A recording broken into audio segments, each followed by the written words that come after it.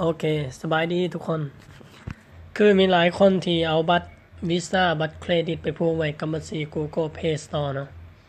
แล้วบัดนี้ก็อยากเอาบัญชีตัวนั้นออกอยากลบบัญชีวีซ่าบัญชีบัตรเครดิตตัวนั้นออกจาก Google Play Store เซ็นเอาได้เนาะก็ง่ายๆเลย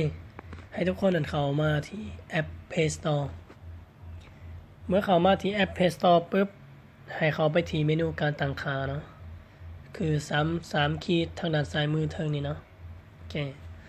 คือมาหอดบัดนี้ก็ขอบอกก่อนว่า Google Play Store มันอัปเดตเรื่อยๆอัปเดตตลอดเวลาคือบางครั้งวิธีการเก่าๆนี่มันก็จะใส่กับปัจจุบันนี้บ่ได้เนาะคือมันจะมีความแตกต่างเล็กๆน้อยๆในด้านการตั้งค่าแต่ว่าหน้าคลิปนี้ปัจจุบันนี้เฮา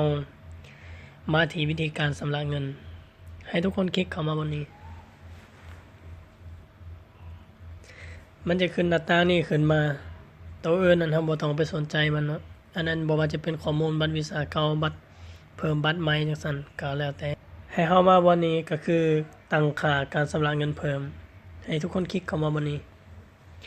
สำหรับหน้าต่างนี้หรือว่าขั้นตอนนี้นี่สำหรับผู้ที่เข้ามาใหม่มันจะให้เฮาใส่อีเมล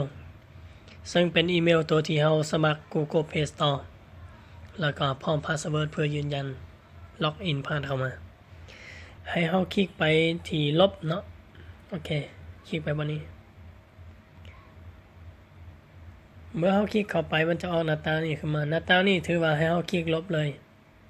แต่สำหรับบัญชีนี้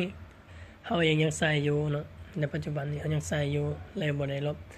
จังใดก็ให้ทุกคนไปเฮ็ดเบิ่งถ้าว่าใดบ่ได้จังใดก็ให้มาคอมเมนต์อยู่ใต้วิดีโอนี้ก็ฝากกดไลค์กดแชร์กด Subscribe